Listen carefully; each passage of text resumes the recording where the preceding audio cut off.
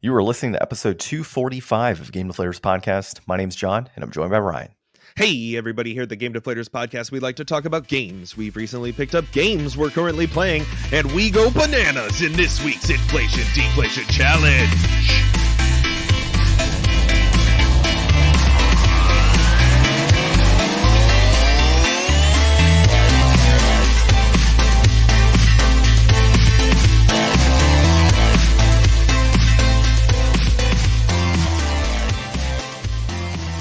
So this week we're playing a little bit of Donkey Kong Country 3 on the Game Boy Advance. So Ryan, as you know, DKC3 is actually one of my favorite games of all time on the Super Nintendo, but I had never played it on the Game Boy Advance.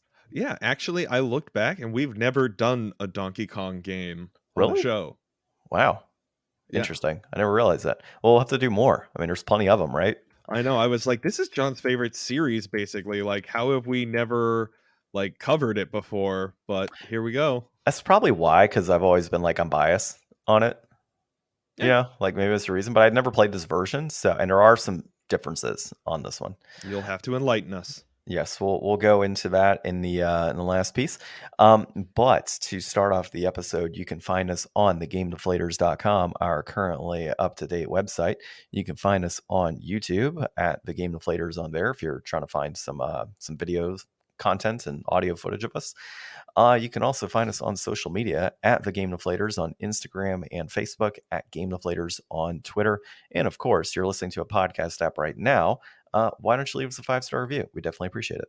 Yeah. All right. Pickups. This week, I picked up more Magic cards because I'm in a little binge here of Magic cards.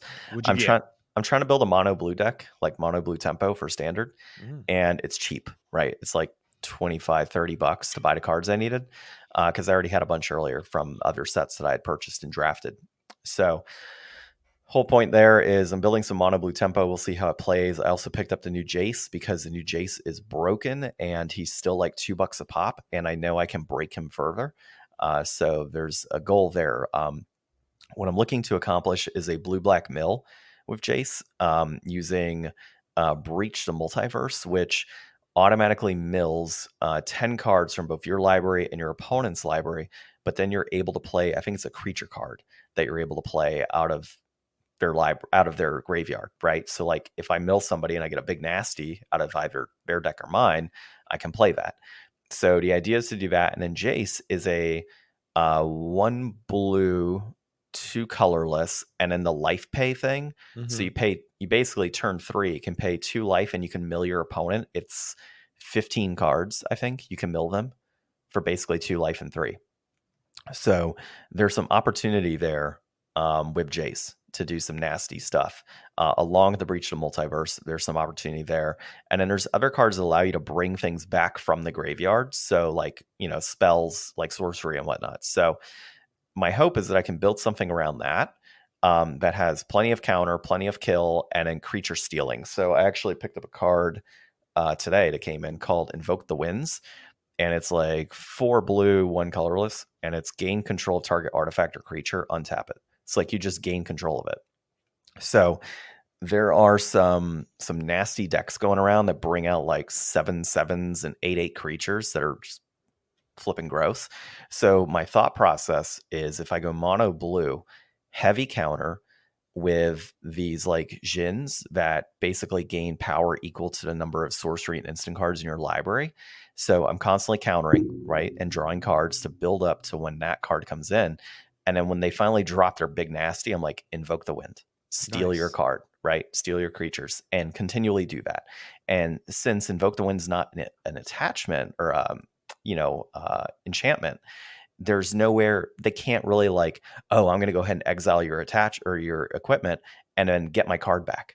Yeah. It's like, no, I steal it. It's mine permanently. So if you want to get rid of it, you have to just straight get rid of it. Well, and you've got a bunch of counters that you can stop them from trying to interfere anyways. Exactly. So counters to get rid of it, things to bounce. So I'll have bounce spells as well. So like, oh, you played that? Cool. That's fine. Like I'm going to have you bounce again. And we'll see what happens there. So there's some cool things tied to that. Obviously, I'm going to have to counter specific cards. So like holding counters for one that might be like, oh, your opponent exiles the top cards of your library, blah, blah, blah, blah. So there's some big nasties in a domain specifically. but there's also some big nasties in general in the in the format. The only thing I'm gonna have an issue with, I think, would be Burn, but where I've been playing, nobody's played Burn. You're the Burn guy. I'm the Burn guy, so like that's not a problem. And the people playing Angels and that type of stuff, that's cool because all the creatures that I run the deck are flyers, and they're pretty big and nasty anyways. And then I got lots of bounce and removal and other things, so and stealing. So we'll see how it plays. I think it could be pretty. Fun. It sounds like a fun deck.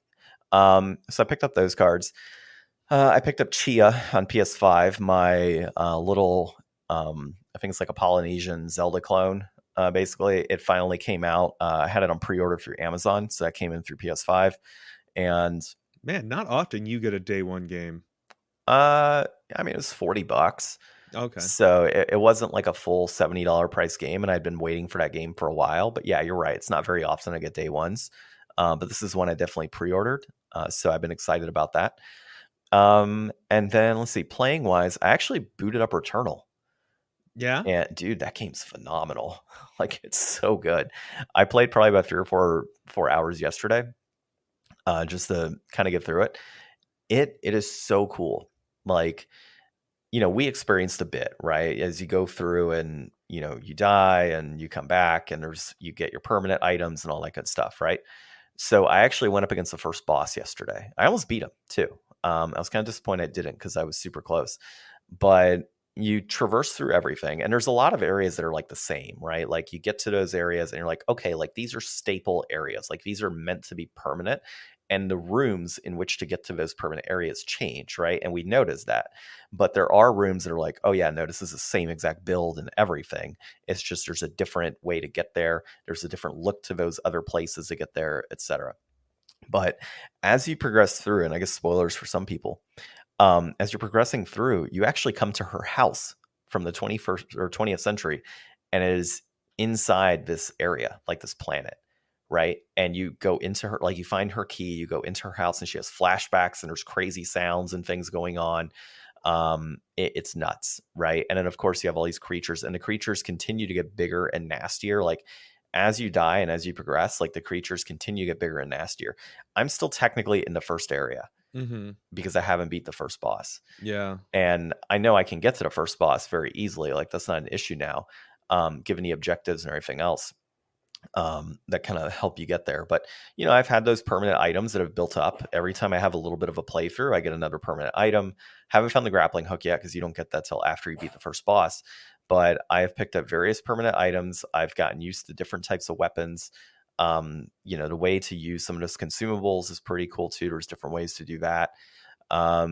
It's just good overall. Like now that you have like not transponders, I guess transporters, basically, like you can jump and the teleporter things we discovered like right before we stopped. Yeah, they weren't accessible for us. Well, now they are for me. So like I can teleport from like room to room basically in various areas of the map. And it's like, oh yeah, like I'm supposed to, and there's glyphs now. So like you find glyphs that are uncovering messages in the world. So yeah, so I'm able to bounce from different parts, no problem. In fact, there was one, I was in this like really nasty fight and I was about to die. I'm like, fuck. I jumped over to one of the transporter things, and it like automatically put me in a map. I'm like, woo, we're good. And so I transported off, and you see all these enemies like firing beams and stuff at me that would have killed me easily, but I was dissipating at the time and ended up where I needed to go. So it's pretty cool. I do have the sword now. So the sword's pretty cool. So they're like those red vines that we saw. And we're like, how the hell do you get past that? The sword actually gets past that. So you're able to get to those items and such now. So lots of cool things tied to that. The sword actually breaks those giant crystals that we saw that were like of purple ether. Oh, the and ones orange. that it was like, you can't do this. Yeah. Yeah, you can't do this yet. You need some sort of xenotech. Well, that's the xenotech is the sword. Nice. So we're using that. So now there's a melee attack, plus there's regular shooting, and there's a shotgun, which is badass. Like the shotgun is so stupidly overpowered. Shotguns are always the best in games. Yeah, the only problem is like if I was to use a shotgun versus that boss, I would have died instantly. So that's a key thing there. But yeah, so that's been fun. I played some White Knight Chronicles during the week as well. White Knight Chronicles, I am of course still in the City of Greed, but I have gotten a little further. Actually, no, I'm out of the City of Greed now. I'm running a mission for the governor of City of Greed, so or Free City of Greed is what it's called. So I had to find like these fire diamonds or something to put into a statue, and you take it to the governor and you trade off and say, hey, we really want to get into this cave that we need to get into, but it's only available certain times a year. Can you help us out? And he's like, I can and I can't. Like, it's not the time of year to do that, and the person that normally does this on vacation, so you have to find him, give him this letter, and he'll let you in there. I'm like, well, just make the fucking call and order and we'll be good. But no, that's not how it works in this game. There's a lot of I wouldn't say fetch quests, but there's a lot of quests where you're like, oh, you have to go talk to person A, B, and C before something will happen. And it's like when you talk to person A, they're like, well, I need you to do this for me. Okay, cool. I go do that. Okay, cool. Thanks. Here's the information for this person. All right. Every person. Well, I could do it, but you're going to have to do this and this for me. So like there's so many like side quests within the quests to kind of finish things up that it takes a little longer. The game itself from a chapter standpoint doesn't appear that long. Like I'm probably, like I said, maybe 30% through from a chapter standpoint, but it's taking longer because there's other crap to do. Yeah. And I fall asleep while gaming, so that doesn't help. And the last thing is MTG Arena. So still playing that, basically using it as a practice platform for myself and an unlocking cards. So it's pretty cool. I mean, have you been able to build that blue deck out in there to test it? No, because I put my cards towards like red and black, and a little bit of blue, but mainly red and black. So I've been playing a mono black deck for control and somewhat aggro.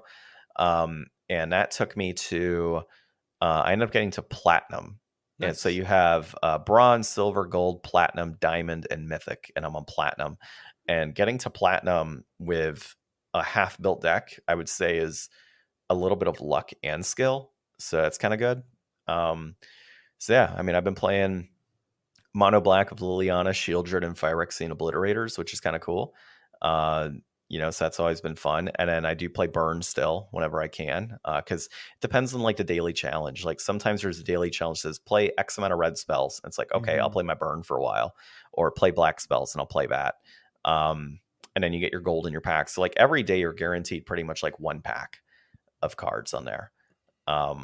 So I did the standard like ranked for a while, and the main reason being is that when you hit platinum, you get like 3 or 4 packs for free and 1,000 gold. So I'm like, that's 5 packs plus everything else that I built up. So that's kind of my goal right now. It's just like every day put in at least a few games to get a pack, build up those packs, and continue building up the collection on there so that over time I can, continue to build better decks and practice so I don't have to buy cards outright, with the mindset of, playing on Arena, practicing with decks on there, and then purchasing the cards physically and actually using them in tournaments. Because of course, when you go through standard, you're going to play a certain amount of decks. Like I played a lot of Domain, and both decks I played, mono black and of course red, completely suffered against Domain. Whereas if I played blue, I might have had a better chance. And there's also Domain Control, which is interesting, but I haven't played that yet. And main reason being is I don't have any like rare wild cards. So I think I've mentioned before, the way that the game works is that as you open packs, you get a certain amount of like, if it's like 4 or 5 packs open, you get 1 rare wild card, and then 9 packs gives you 1 mythic. So you click wild card on the menu and you search up the card you want, and you literally just craft it. So like you don't have to booster pack open it, and then you can't get more than 4 cards of one type. So like if I want a Shieldred and I have a place of Shieldreds, well, now whenever I open those packs, I don't get a Shieldred, I get something else, because it won't duplicate over 4. Once you have a playset, you're done. You don't have to worry about duplication. Same thing with like, they have mythic packs. So if you like buy 9 packs, and buying could just be your gold points, you get 6 rare, or a mix of 6 rares and mythics out of those packs. And if you get a duplicate, it doesn't actually duplicate. That's right? Pretty generous. Like I know other games would make you like break those down into crafting materials, and then you could use those to make new cards instead of just getting like actually something different like right off the bat. And that's the cool thing. That's one of the things I really like about it. And then like even the uncommon, same deal, like you don't get duplicate uncommons. And like if you really need an uncommon, you can craft the uncommon, because like every other pack pretty much gives you like an uncommon wild card.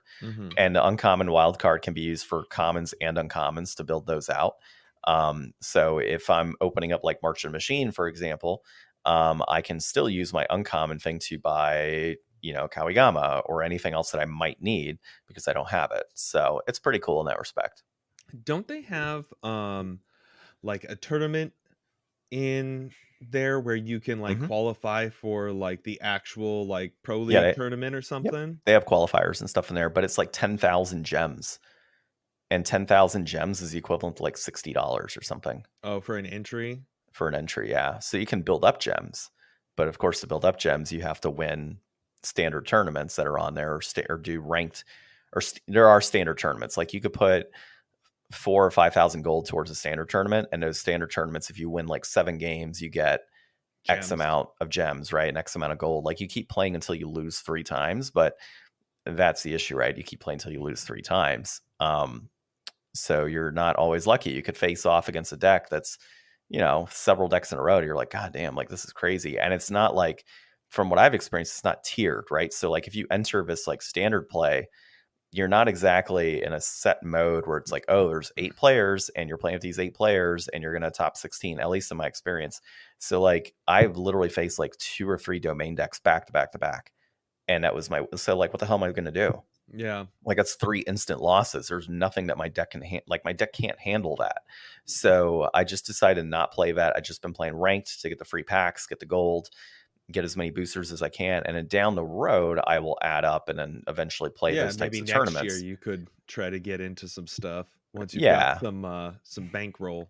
Yeah, exactly. That's kind of like Justin, for example. He has like 90,000 gold just sitting there. Nice. He doesn't use it, which I find questionable. I don't know why he has that much and doesn't like open up new packs, but I guess he's set. So that was my in-week review of everything happening. Nice. So yesterday I went through and I had started this process like I don't know, maybe a couple months ago. I gave it a try and didn't really follow up with it. So yesterday I looked up another tutorial and I was able to convert my Vita into a preservation device. Very good. So I can start preserving games. I had gone through I wanted to check out Final Fantasy 9. Final Fantasy 9 is a game that I've started probably like 4 or 5 times over the years. Like I remember I rented it as a kid and I got to this part like in the very beginning where you're playing as Steiner and there's a door that you have to leave that is at the face of the camera and it doesn't have any of those. Like a lot of Final Fantasy games will have like the diamond over like a door so you know like where to go in the pre-rendered backgrounds and stuff. There was no indicator saying that you could walk towards the camera and leave. So I just like ran around the castle as Steiner for like hours trying to figure out where the hell to go and like just blew my whole rental on the game because I had no idea what to do because I was a dumb kid. So like the beginning of Final Fantasy 9, like I'm very familiar with and I really remember like a lot of those things. And I had seen the like fan remake trailer like a month or two ago that came out and it looks so gorgeous. So like Final Fantasy 9, I think I made it to like the second disc or something eventually in the past, but I don't know. Me and RPGs are weird. Like some days I'm just really like, man, I would love nothing more than to like get up in an RPG right now and do, some fantasy world stuff. But like sometimes you go into it and there's just like, all right, let's go through 30 minutes of cutscenes and text and stuff before we even really hit the ground running to go fight those level 1 rats. So I saw an interesting meme yesterday, and because there's a lot of people slamming Final Fantasy 16 because of sheer amount of cinematics and stuff, right? Apparently. yeah. And so somebody had mentioned, or like, you're slamming Final Fantasy 16 for having all these crazy cinematics, right? And not having the gameplay you want. But if you look at all of the like greatest Final Fantasy games on like the PS1, it's literally the same shit. It's just there's text instead of mass cinematics. So like Yeah. pick and choose, right? Like, okay, you get a whole bunch of text and running around and like having to talk to all these different people before you can actually get to any action and story. And then you also have cinematic scenes that occur. Whereas in this one, it's like, oh, here's a short, however long movie explaining everything. And Yeah. then let's get into the thick of it, right? Yeah. So I checked that out a bit. It took me a while and like, a bunch of Googling and downloading different programs and stuff. Eventually what I wound up using, there's this program that you can get once you hack your Vita called Adrenaline that launches like basically the PSP like full operating menu, because I guess the PSP has like really really good PSP and PS1 emulation. So loading up your games through that works really well. So I gave that a shot instead of using like RetroArch or something like that. And it seems like pretty fine. I'm into it. I'll keep checking that out. And it's good to have a device that can do like just about anything, you know? So to get new games on it, is it a matter of like loading a game in similar to like a hack to Wii where you kind of have to insert the disc and it downloads the data and all that? Or is it No, you um, just you to just do it, download? you do need to convert, because most like ROM files download as like a .bin or a .q or a .iso.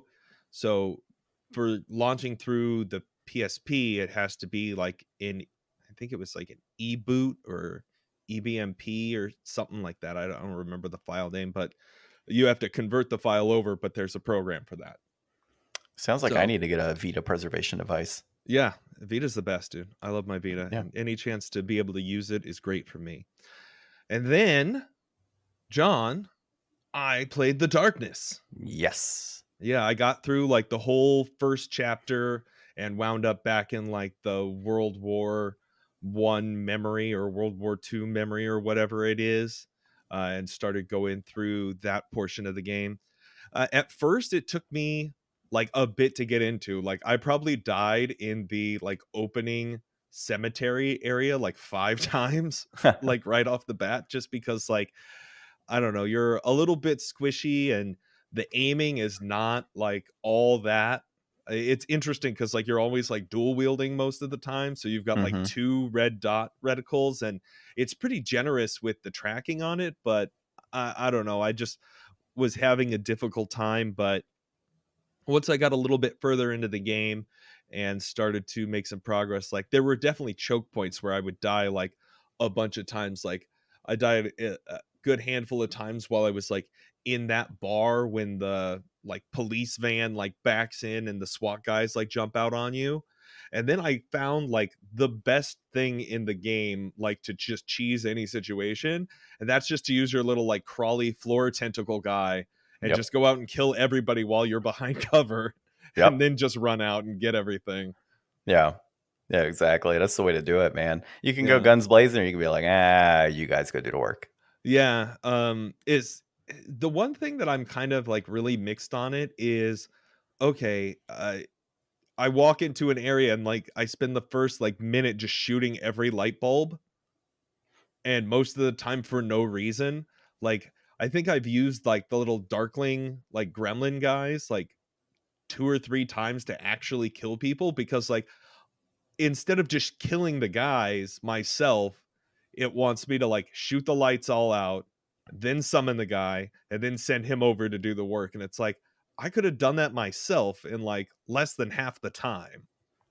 Yeah, I mean, it does that. I think later as the game progresses, though, I want to say that there's an ability that will just knock out all lights right away. So you don't Yeah, have there's to, a gremlin you can summon that will do that, it said. yeah, so you don't have to like worry about it. And so it's easier to do that. And then, yeah, it's much faster when you can use your Darklings to do your dirty work.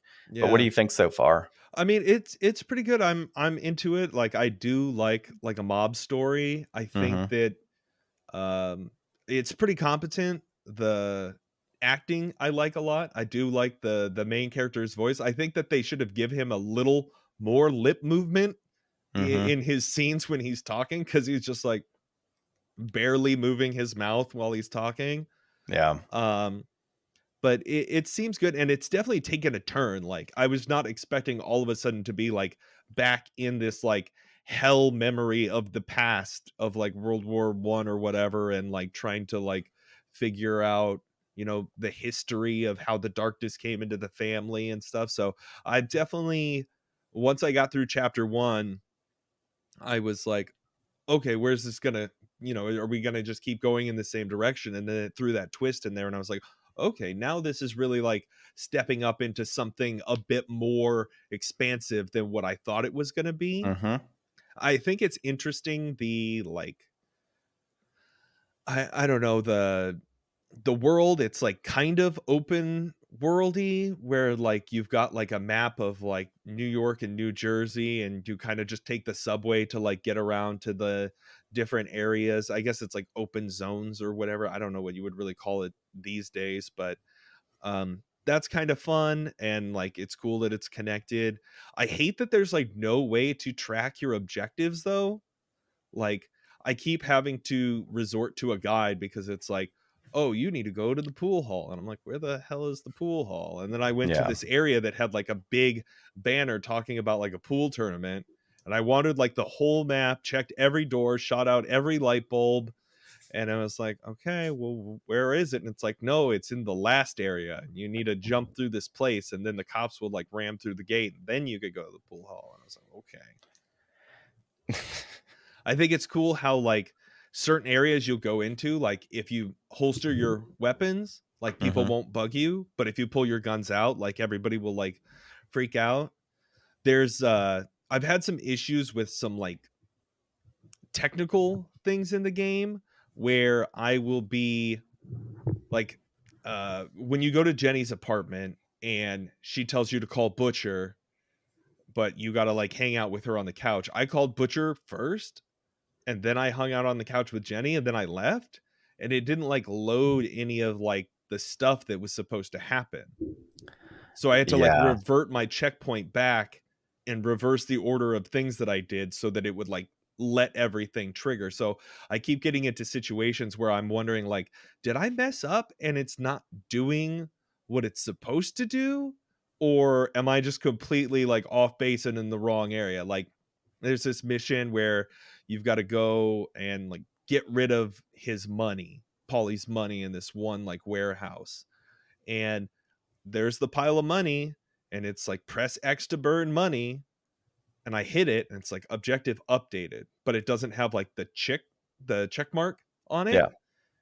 And there's no like menu to go in and be like, okay, what's my objective here? And it's like, okay, look it up online. Oh, you got to go back outside to the like storage room, grab the gas can and use that to burn the money. I was like, okay. I just you thought gotta the game wasn't working. you gotta really make sure that you burn that money. Yeah, so I do like it. I've gotten more used to it. The I don't know, the time travel thing's neat, the powers are cool, the setting I enjoy. So I think it's looking up, and I'm gonna keep plowing through this one. Probably I'll finish this before I go back to Pikmin again.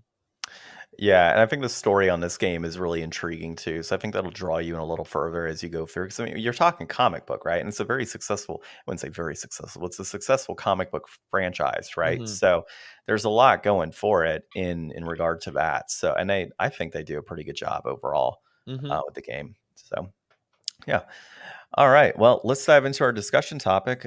This week we're talking a new One Piece trailer, and I guess One Piece in general. We'll just kind of go through that. So I just watched the trailer. I didn't realize it was on until we were talking on the side here before the episode, and I thought it was cool. You know, I think a lot of our fears that you and I had, like how are they going to do Luffy's stretching? How are they going to manage the crew and like Usopp's nose, which is interesting because Usopp doesn't have a long nose, but then I saw Arlong, and Arlong's got his normal His stuff, and I'm like, nose. you could have totally done that with Usopp, but I guess the budget didn't call for a nose. So that was super cool to see. Obviously, seeing Red Hair Shanks in the trailer was badass. That was pretty cool. Seeing the Bellamy poster and knowing, okay, Bellamy's going to be tied in some way. I thought it was really cool. So I'm still positive. Like I'm cautiously optimistic. Cautiously optimistic. There you go. So cautiously optimistic that this is going to be good.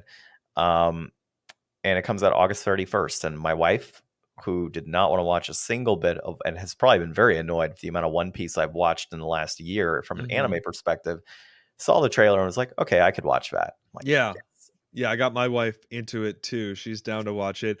I thought the trailer was even better than the first one. Like, we got to see kind of the full breadth of probably the story they're going to be telling with this season of it. There's like a spot where you see, um, I can't remember his name, the Black Cat's pirate guy. You see like his claws like come out behind the guy. We got to see Buggy doing his Buggy stuff, and I'm like, man, I hope that actor knows like the future of that role, and that like he's gonna be awesome like for a long time. He's not just gonna have this like one appearance. I thought the fishmen actually looked like pretty good. I was wondering how they were going to handle that, and if it was gonna be like more CGI, but it's like all practical, so that's great. um all the practicality that they're doing looks really good, and I'm super excited for, you know, everything. I mean, Gold Roger looked good. He totally sold me on like his speech at the gallows. I think that this is going to be pretty amazing, and if, you know, America and, you know, other places can kind of set aside their apprehensions for adaptations of like anime and what they expect from them, and, you know, come in with an open mind to the world of One Piece, I definitely think this could be hugely successful, and we could see a lot more of this in the future. I mean, I would love to really see them be able to take this and, you know, see how far they can really go with it, because there's so much One Piece that I would just love to see represented, you know, in this way and in this light. Yeah, same here, and I think it'll be nice because like a condensed version, right? So it can really still give people a taste for that world, but rather than jumping into over 1,000 episodes of it. There's going to be a lot of cut stuff eventually, though. I mean, even with what we're going to be seeing in the season, it's either going to be condensed down pretty drastically, or we will have a lot of cut stuff for the most part. But the one thing, and I talked about before we start recording, that's still kind of iffy on is Luffy in general. Like, I think that from an animation standpoint and visually, he's right, but I still cannot get over like the accent just kind of, to me, doesn't fit. It doesn't, the charisma that's tied to him in at least the trailers doesn't fit what I would anticipate. All the other characters so far seem correct in how they've been cast and who has been cast and who's playing those parts and the voices that I have heard and the mannerisms of those characters in the trailers. Luffy, I'm still like super iffy on. So I'm hoping I'm proved wrong when the actual show comes out or additional trailers come through. But right now, I'm not sold on Luffy specifically. Everything else looks great, in my opinion. See, I'm in the opposite camp. I really like the Luffy casting, and I really dig the accent as a part. Like, I don't know, I've always considered Luffy to be this kind of like, I mean, he's like quirky and kind of like runs at his own speed, and I think that like uh his like speech pattern and his accent really lend well to that, you know, like, hey, I'm, you know, confident, and I am like a weird dude, and, you know, I'm here to do things my own way and be king of the pirates, and I really do like it. I'm totally sold on that cast. Oh, we'll see, man. We'll see what happens when it comes out. But in terms of general One Piece, I am obviously week to week. I haven't watched this week's episode yet, so I'll probably watch that later today or tomorrow. But yeah, I mean, the Wano arc is a work of art, and I will definitely be going right back to it to watch it in English when it's all done in English. So we're talking like what 150, 160 episodes of Wano, but I'm going to rewatch in English when it comes out. So I'm excited about that. But you need to catch up, man. Yeah, I know. Like, I've been feeling the desire to get back into it, and I just haven't gotten around to like pulling up my iPad and just sitting down and reading. I've been, you know, I've been watching a ton of like just old AGDQs and stuff lately, and I was watching a speed run for Donkey Kong 3 this morning to kind of get ready for our talk. nice. Nice. Well, let's dive into our topics this week. So, just kind of doing a quick round robin on what we got here. We have the FTC hits the brakes on Xbox's Activision Blizzard merger trial set for August. This is IGN and Kat Bailey.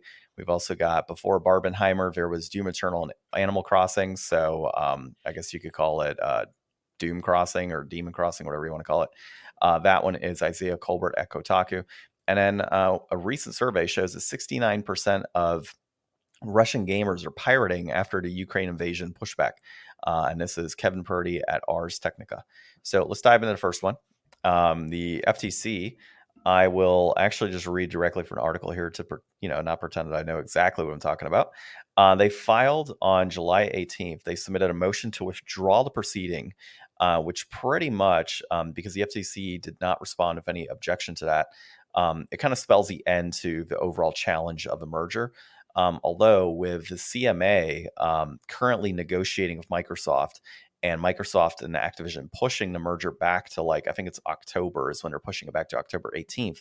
That kind of leaves the door open, actually, for the FTC to refile a different case if they'd want to. But the argument is they're not likely to do that, because their entire argument to begin with was, well, Call of Duty, right? And you and I know Call of Duty should not have been the focal point of this entire case, right? It should have been more so on the fact that if you look at it now, Xbox actually has, or Microsoft has, I think it's 9 or 11 more studios than Sony does now.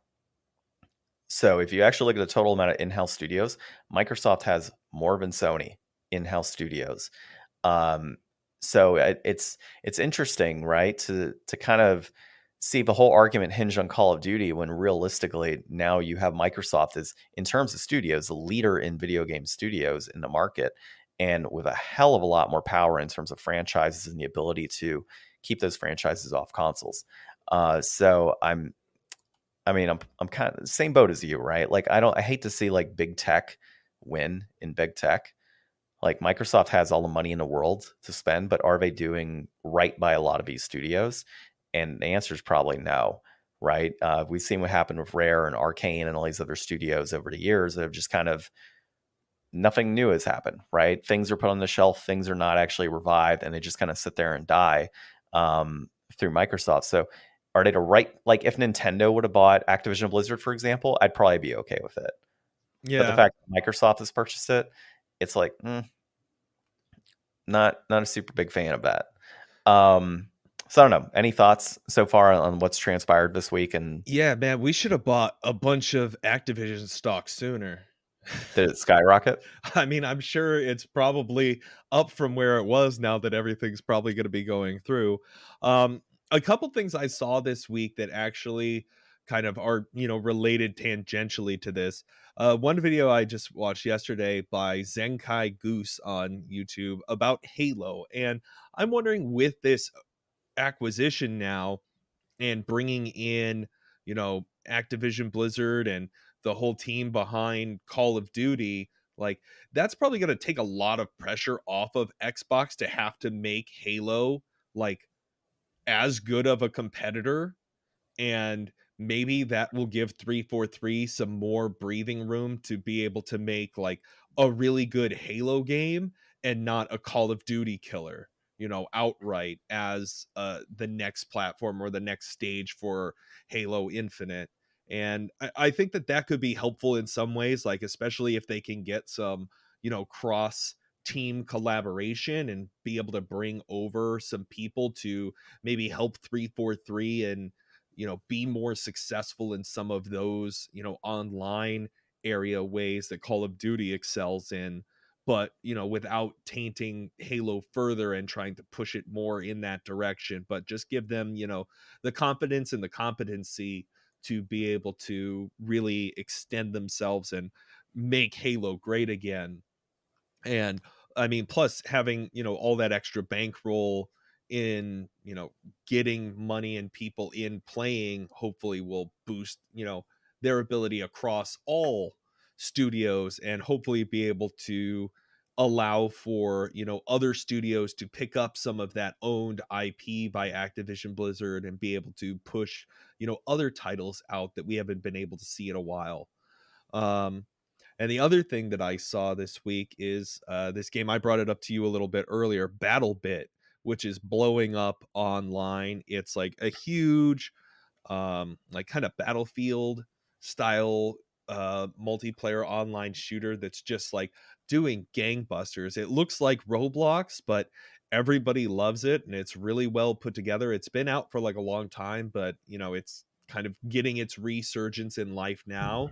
And I think it was made by like just a handful of dudes. So like if a handful of dudes can come out with something that's blowing up this big and looks like that and is wildly successful, then you know, Sony has all of the resources in the world to come back in the next 10 years and try to revive Killzone or Resistance or do something that they can do as a first party counter to Xbox owning, what is like two of the biggest first person shooting franchises. Like they don't really have an excuse to be like, we just can't compete. Yeah, you can compete. You just need some ingenuity and some money, and you've probably got access to both. Yeah, like, dude, Resistance or Killzone coming back, I think would be phenomenal for them. I mean, now it's a little different. Like Killzone is a little slower pace, but Resistance is very much like a fast paced type of shooter. And if you can really kind of amp that up to where it is on pace or on par with like a Call of Duty, or I mean, anything's gonna be on par with Call of Duty, but get it to like old school Halo style, and be that like old Halo killer. I think that's a model that could lead to some good success. Another option could be to just buy battle bits, right? Yeah, right. And then just kind of that's your competition right there. But yeah, I agree with you. I think that this is going to be good for Halo and other titles that Microsoft has kind of neglected or hasn't really had to, like, that internal competition to really put out a banger of a game probably hasn't necessarily been there. And Halo has kind of gone downhill over the last few releases. So it will be interesting to see how some of these other titles either receive some sort of resurgence, or it could be that they're just kind of, they're not released that often. We only see like one title that comes out over the next several, over the next console generation. So we'll see what happens there. So diving into another piece here, the Barbenheimer situation. Have like, you I don't seen know. either movie? I have not, and I Me really either. don't care. I don't care to see Barbie. I want to see. Oh, Barbie looks good. Really? Oh yeah. I want to see Oppenheimer. But that's kind of my swing of film. Barbie, I don't know. And you know what? I mean, I got a kid now. I can't go to movies for like 5 hours straight and do a back to back. There's just no way. Like if it was a couple of years ago, yeah, sure, we'd probably do it and see what all the fuss was about. But if you're not aware of it, basically Barbie and Oppenheimer are two very like vastly different films released during the same time frame, right? And so fans of, you have some fans of Barbie, some fans of Oppenheimer, and couples that say, well, hey, let's go see both. So it's kind of started this whole phenomenon known as Barbenheimer. But before that, in the gaming world, we had Doom Eternal released at the same time as Animal Crossing's New Horizons. Yep. Back in 2020. And so I don't know if you have it pulled up, some of the nicknames that it had. I meant to do that just a moment ago. But essentially, the reason that we bring this up is for the same purposes that Barbenheimer is such a big thing. It's two different films, but it shows a love of film. And it shows people that are willing to really just watch two very different films because they like movies. And it was stated back in 2020 when both Doom Eternal and Animal Crossing New Horizons came out that they're both, one is, building your little town or your village, right, and collecting various items and your dailies and talking to townsfolk and interacting in that capacity. And the other one's gory and killing demons and blasting things and metal music and everything else you could think of that's tied to that. Two very different games, but there are fans of both.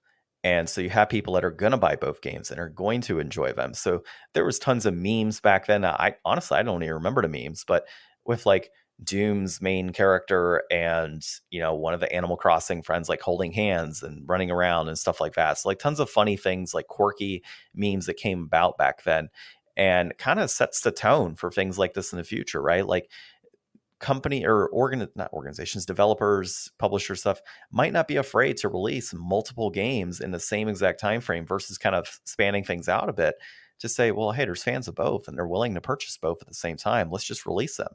So I think that'll be pretty cool to see down the road that as these types of things continue, we might see Resistance go out at the same time as Spider-Man, right? If something was developed, or another Doom game goes out at the same time as like Spyro, Yeah. something along those lines. So What was the big shakeup recently? It was Baldur's Gate. They pushed their release date like up a month so that they didn't have to compete with something. And I hear this talk all the time about like, doing intentional delays to deliberately get away from like launching at the same time. I think they pushed it up because they were going to launch like the same week or a week before Starfield. And two giant RPGs that are going to ask for all your time are probably best split up. But I mean, this was a great example of, I think, opposites attracting in a way where you could go in and like be the Doom Slayer and play this hard as hell like first person shooter in the afternoon, but in the evening before bed or when you wake up in the morning, you can kind of just gently walk around your island, do some fishing, things like that. But I do love all of the adorable like memes and art, and the video that's embedded in this article was so good with the Doomslayer and Isabel. They're an adorable couple or friends, or whatever you want to imagine them to be together, as a you know unkillable demon slaying single-minded, barely even a man, and a sentient dog lady. I don't know how that mixes, but whatever they are together, they're adorable, and I'm all for it. And I do think that it makes for really fun cross promotional material, and for ways for these studios to get like really excited about each other and show things off. Like they talk about how they tweeted out finally with a picture of the Doomslayer and Isabel um Nendroids holding hands when they launched the Doomslayer skin in Smash Bros. So like being able to cross promote and have that like organic chemistry between studios and characters is really fun, and something that you don't get a whole lot of these days. And Barbenheimer and this both play into that really well, I think. yeah, I would agree with you. It's definitely a lot of fun to see, and like I said, I really hope to see more of this type of stuff down the road. I do think you're right though on the massive RPGs, right? Baldur's Gate need to be pushed out from Starfield. That to me makes a ton of sense. You are going to be trying to ask for a lot of people's time, but on that note, I don't know if you'd heard, Xbox players won't have to have that issue anyways if they're exclusively Xbox. So apparently, I was reading this morning that Baldur's Gate is not releasing on the Xbox Series X and S right away. It's actually going to be delayed on that console Yeah. because Microsoft is forcing parity amongst the Series S and X, and Mm-hmm. it's being developed at the point of where it would only be released for an X console. And so the studio is like, yeah, you're just not getting it anytime soon. But Microsoft is actively working with them to optimize it to be able to be played on both consoles, Yeah. which is fine. But like at the same time, it's like you're potentially going to have a loss of quality as well if you're having to build to the S and then put it on the X. There might be content cut. There could be things that have to be, modified to be able to make up for the fact that it has to be kind of downscaled in a sense, because that is, in a way, a last gen console, the S. I also saw a report that the S is the base console for Microsoft, and Yeah. that the X is their mid gen refresh. Like, Yeah, that they just launched at the beginning of the gen. I was just about to bring up that same point because there's a big PS5 Pro leak that came out that I just watched a video on yesterday, and they had mentioned that in there. And I mean, I talked to a friend who, he's a programmer, and he knows like a bit about game dev and has friends in game dev and stuff. And I mean, when you set out to build something to target performance a console, I mean, a lot of that is on the studio. And I mean, the Series S, that's the console I have, and it doesn't necessarily like blow the other, competition out of the water. And I really hope that, it's not perceived as holding back the next generation of games moving forward.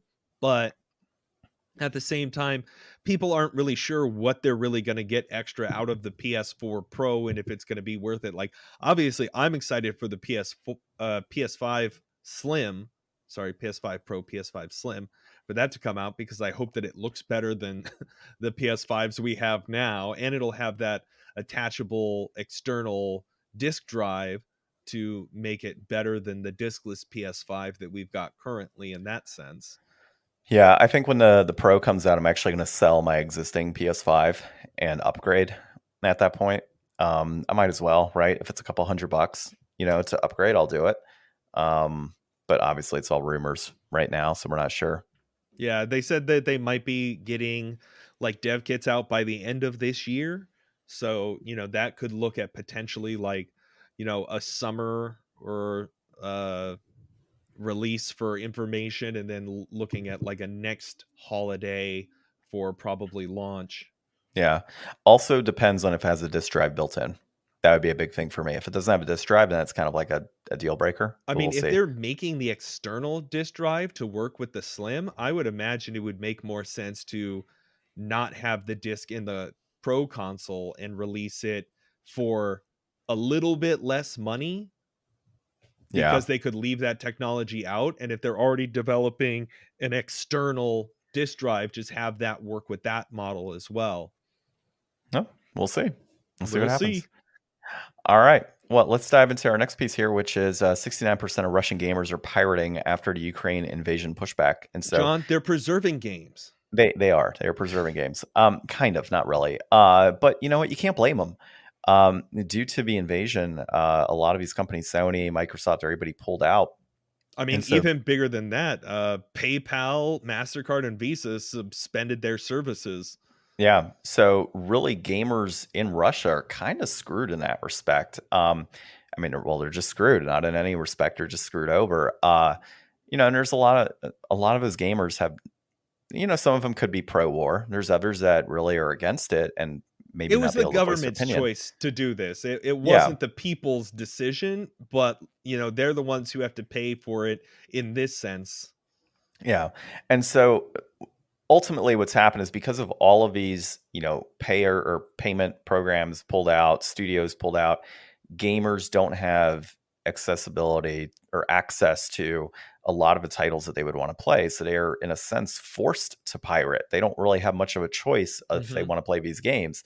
So that's what we're seeing today. And so a survey a few years ago, I'm not going to go into general stats now, but a few years ago, the survey was not as high as what it is today. But in, let's see, so it says, actually, I'll just read it. A 2009 survey by security firm ECEST found that among 2,000 Russians, 91% preferred pirated content across mediums.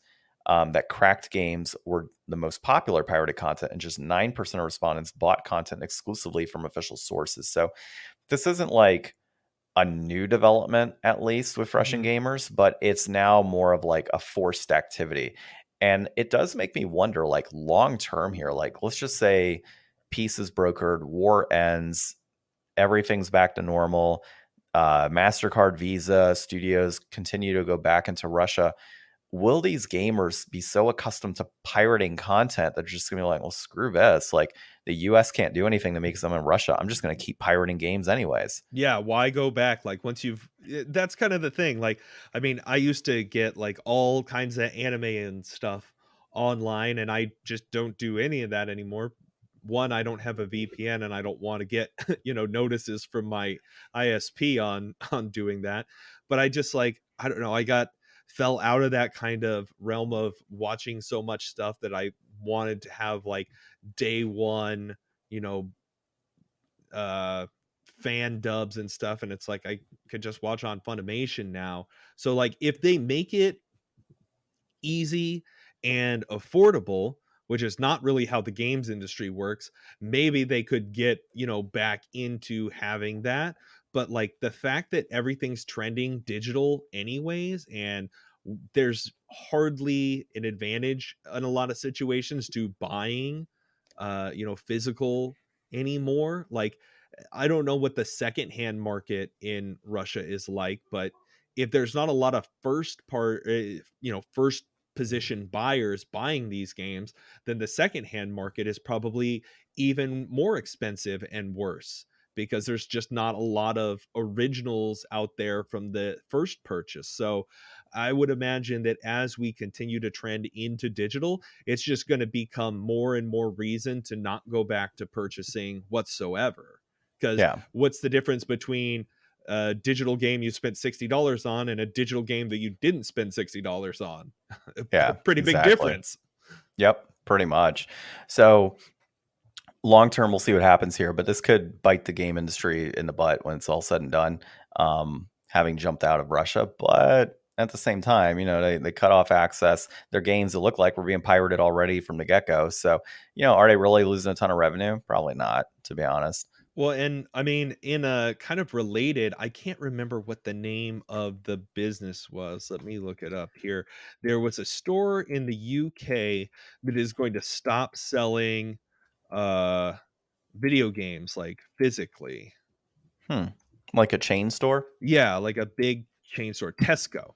One of the largest supermarket chains in the UK has decided no longer to offer physical video games. And seeing people talk about that article this week, I mean, if you go into like a Target or something like that, a lot of the times you just see like, their racks where they have the games and they just have a bunch of empty slots. And there's like Yeah. only a handful of games that they even sell physically because the margins are so slim and so many people just buy online that it's just not worth it for these stores to mass order bulk of these games just to discount them out months later when nobody's buying them.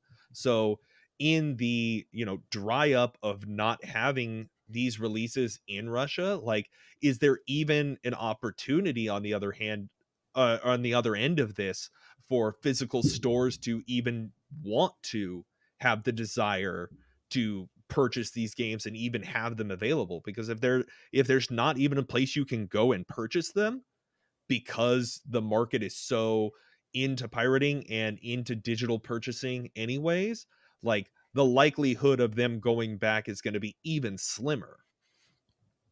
Yeah. And that may even extend to other regions too. Like, if you can't go get a day one release of a physical game, and even if you could, if that physical game just comes with like, a code in the box and not even a disc and a manual, like, what are you buying? Like, you're just buying something to stick on a shelf for no reason. And that actually happens. There's guys out there that will literally buy just the box because, I want the box, which is the dumbest thing. Go online, buy a bunch of like extra cases and print out your covers yourself. You'll save a ton of money and your shelf will look huge. Yeah, exactly. And just do that for all the digital games that you have, right? Just, here's my collection of nothing. Yeah, even the special edition games anymore don't even like come with the actual game. All you get is like the stuff. Well, it depends. If it's PC, even, yeah, that's the case. But PS5 and stuff, now you get physical games. I don't think the God of War did. I don't know. I didn't get the God of War one, but like Sekiro, and I don't not think Sekiro, Final Fantasy 16 did either. I'm not sure, but I do know that Elden Ring came with the actual game, physical game. So it could depend on the developer too. All right. So let's go into our inflation deflation for the week. This week we played Donkey Kong Country 3, Dixie Kong's Double Trouble on the Game Boy Advance. It was developed by Rare, published by Nintendo, directed by Tim Stamper. It was released in November of 1996. It is a platformer. My favorite. Reception is around a 7. Synopsis is: the plot centers on Dixie Kong and her cousin Kitty Kong and her attempts to save the captured Donkey Kong and Diddy Kong from the series antagonist King K. Rool. So before we dive into this, I'll just go into the differences for this game real quick. So between the Super Nintendo and the GBA version, on GBA version specifically, a whole new world was added. There was new music that was composed by the composer of the first 2 games, which honestly, I love the music in DKC3, so that's not a huge perk to me. There were some mini games that were added. There's a 3D runner one where you're steering to get tokens. You've also got Cranky's Dojo where you aim your shield to deflect with that a little bit. hedgehog creatures. I actually didn't get to mess with that one.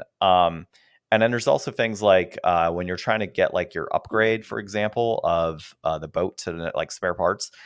There's like a shooter type thing where you're on your boat and you're shooting missiles to try and destroy gremlins. That was super hard. I think I killed like 7 and it kept ending 3. Too quick. Yeah, I got to a point where I'm like, screw this, like I'm done. That was difficult, right? So there's a few different things there, but like I think something like that would have been really good on the Super Nintendo. Like some of Yeah. those mini games that were added, the look of the worlds is also different, right? Like it's kind of the same build, but at the same time, it's not.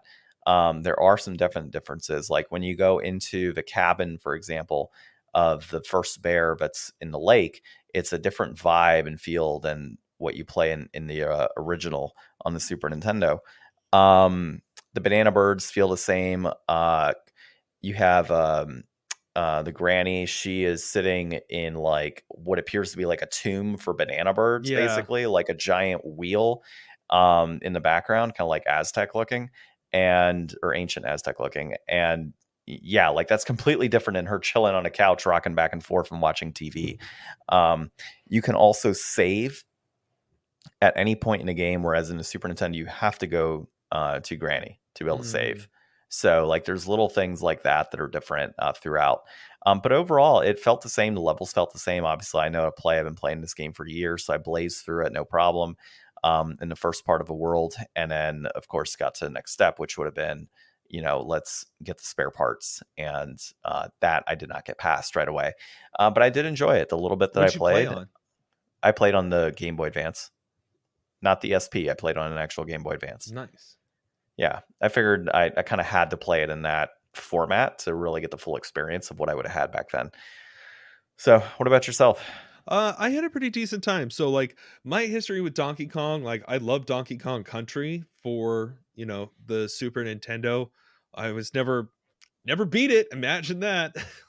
But I don't know, going back and revisiting DK game for the first time in a long time was fun. This one I probably played a little bit at a friend's house when I was young, but I don't really have any memories. Like I was shocked that there was like, oh, there's just like this open world that you kind of like run around and find the levels in, like as opposed to, hey, you're just on like a set path and you just go to the next level like in the original. So I was not expecting that at all. I was not expecting all the mini games. I know this one is like a really popular one in the community and people really like Dixie and Kitty Kong, but I just was like, oh, I guess Donkey Kong and Diddy Kong like aren't even really in this one. Okay. Fun. And go ahead. Yeah, I was going to say like 3. I think a lot of the community they like 3, but they always feel that number 2 is far superior. Is that the one with Trixie and That's Diddy? That's Diddy and Dixie in Diddy that and one. Dixie? Yeah. Trixie is the Kong from DK64. Yeah. Pretty sure. I haven't played DK64. Oh, you haven't? Oh, we should play that. Mm-mm. I played a bunch of that as a kid too.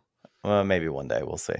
Yeah, I thought it was great. It looked Yeah. great. It felt good. I mean, Donkey Kong is like a really solid platformer. The visuals were really good. I'm always so impressed when I go back and play GBA stuff, just like how remarkably good they were able to make things look on, something that at the time was like, the peak performance of handheld gaming, but in nowadays is like very low tech compared to even stuff you can just play on your phone 10 years ago. Mm-hmm. So I'm always blown away by it. Yeah, so brass tacks on this game, complete in box, 88.45. It peaked at 91.26 in February of this year. It's trending up. A loose copy will run you 1997. That peaked at 22.25 in March of last year. It's also trending up. Cheapest version is a GBA loose copy, and then the most expensive version would be a complete in box Super Nintendo version. For $115.96. Yeah, $115.96. So I'm not exact dude, for $20, this is a steal on the GBA for sure. Yeah, I mean, I would think that it is worth it. I think it's just right personally. The extra $10 that you would spend for a Super Nintendo game, I think would also be just right. Like Donkey Kong Country 3 for $30, I think is just right at that price point. And that's what it's going for. It's going for about $28, $29. You're looking at $10 more to get, in my opinion, a far superior version. But if you're on a budget, you're really not losing too much. It is or a if you Game want Boy it to Advance. be portable. Yeah, so if you want it to be portable, then you could get a Superboy technically and make your DK-C3 portable. So I think that there's enough hardware out there to take this version, for example, a Retron 5, and be able to play a Game Boy Advance game onto your screen or your TV. I think you do have that option nowadays. So that does make this a little more appealing as a secondary option. I will always advocate for the Super Nintendo version over this version, but I do think that this is priced just right. Yeah, I'm trying to look here through like the GBA titles and see what is coming up loose, like cheaper. But I mean, like, there's so many games on here. Like, Sonic Advance 2 is like $5 more than this, and this is infinitely more worth it than Sonic Advance 2. Yeah, absolutely. Like, I would say that this is just right pushing deflated, but I'll land on just right if that's where we can meet in the middle. Okay, sounds good. I mean, if you want to go deflated, we can. We don't get too many deflated games. Yeah, I would say deflated, man. I think compared to like the other GBA offerings on here, and let's see, Donkey Kong Country 2 is $19.18, so that's like around that same price. Yeah, I think this is really good. I'll go just right, because there are other titles in this like $20 price range, and like I don't want to all of a sudden say, hey, this should be $5 more than what it is. But I think that you definitely couldn't go wrong getting this for $20. Sounds good. So just right. And I'm gonna do my out of 10 score. I think I would put this an 8 out of 10. For me, DKC3 is a 10 out of 10. That's one of my all-time favorite games, so it's going to get a 10 out of 10. I think this is 8 out of 10 in terms of that scale, just based on what I've played. All right. Well, I don't know what we're playing next week. We don't know if we're doing in person or if we're going to do virtual, so we'll figure that out as the week progresses. Any last words, Ryan, before we depart? Yeah, leave us 6-star reviews. 6 5-star reviews, not 6-star reviews, because people might misinterpret that and be like, oh, so they want 6 1-star reviews. All right. So no, we want 6 5-star reviews. That's what we need. All right. This has been episode 245 of the Game Deflators Podcast. My name's John. I'm Ryan. And thanks for listening.